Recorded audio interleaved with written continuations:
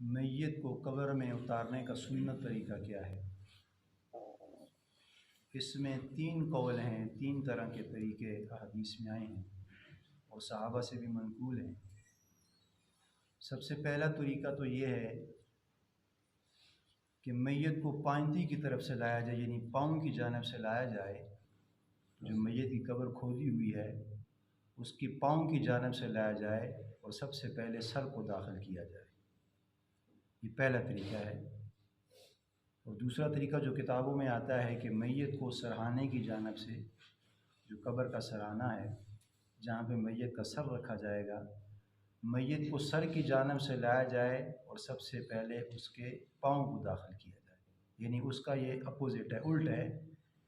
अगर आप पाँव की तरफ से लाते हैं तो सर को दाखिल करना पड़ेगा, और अगर सरहाने की जानिब से लाएंगे तो आपने पाँव को पहले दाखिल करना है, उसके बाद फिर सर आए। और अगर पांती की जानिब से पहले सर मुबारक आएगा और फिर उसके मैयत के पाँव आएंगे। ये दूसरा तरीका हो चुका है।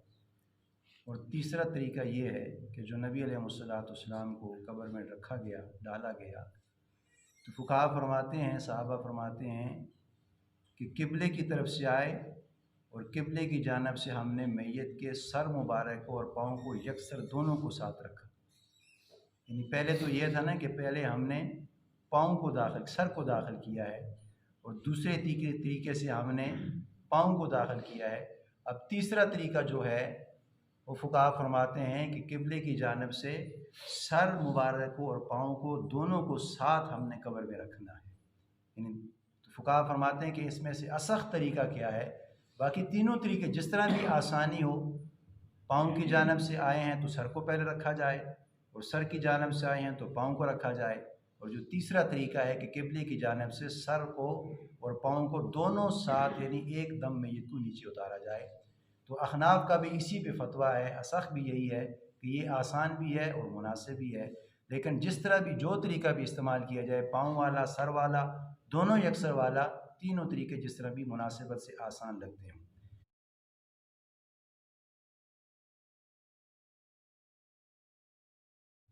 अब जब मैयत को कब्र में रखते हैं उस वक़्त की दुआ क्या है, तो फुक़हा फरमाते हैं कि नबी अलैहिस्सलाम से मनक़ूल है, बिस्मिल्लाहि व अला मिल्लति रसूलिल्लाहि सल्लल्लाहु अलैहि वसल्लम।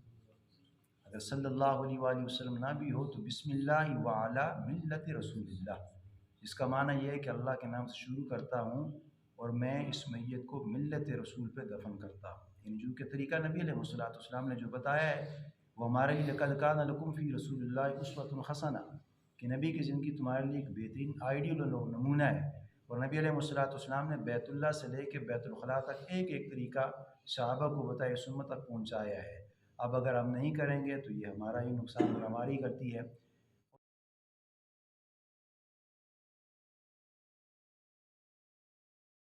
कि मैयत को कब्र में रखना किस तरह है।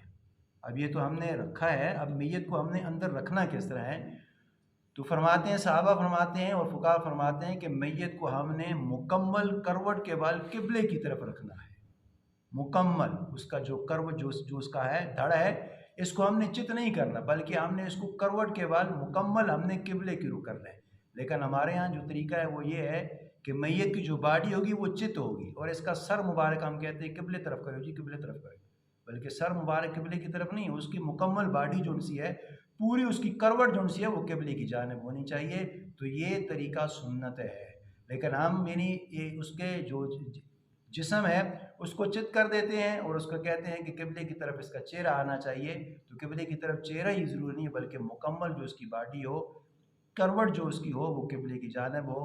तो ये सुन्नत तरीका है। दफनाने का तरीका ये नबी अलैहिस्सलाम ने बता दिया। और मैं आज किताब देख रहा था कि उसमें यह है कि ये जो दुआ हमने मैयत को रखने की पढ़ी है, बिस्मिल्लाहि व अला मिल्लति रसूलिल्लाह,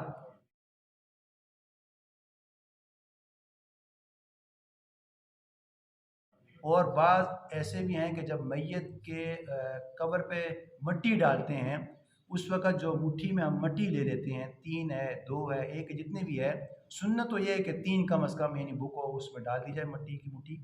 लेकिन उसमें यह है कि हम पहली जब मट्टी की मुट्ठी डालते हैं तो पढ़ते हैं मिन्ना खलक़नाकुम, दूसरी डालते हैं वफ़ीहा नुईदुकुम व मिन्हा नुख़रिजुकुम तारतन उख़रा। ये कुरान की आयत भी हैं।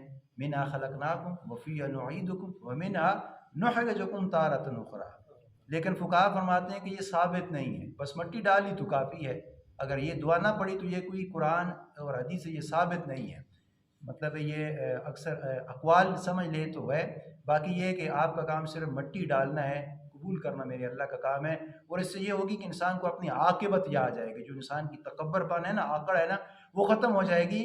بعض حضرات ایسے ہوتے ہیں نا، ابھی کھڑے ہوتے ہیں بلکہ بالکل فارغ بھی ہیں، لیکن وہ بھی دیکھتے رہتے ہیں نا کہ میں کہیں میرا ہاتھ گندا نہ ہو جائے، پھر میں دھوؤں گا، لیکن اس میں یہ کہ پھر تکبر پن کی علامت ہی ہوگی۔ اس لیے کہ یہ ڈالنا انسان کو اپنی عاقبت کی فکر آئے گی، آج میرا بھائی فوت ہوا ہے، آج میرا چچا ہے، یا میرا کوئی اقربا ہے، یا میرا دوست ہے جو میرا جگر فوت ہو گیا ہے، تو کل میں مطلب ہے کہ جس طرح یہ محتاج ہے کل میں بھی محتاج ہو جاؤں گا۔ اس مٹی سے یہ کہ انسان کی اپنی انا بھی ختم ہو جائے گی، اور اگلے کی دلجوئی بھی ہو جائے گی، اور انسان کو جو اپنا غرور ہے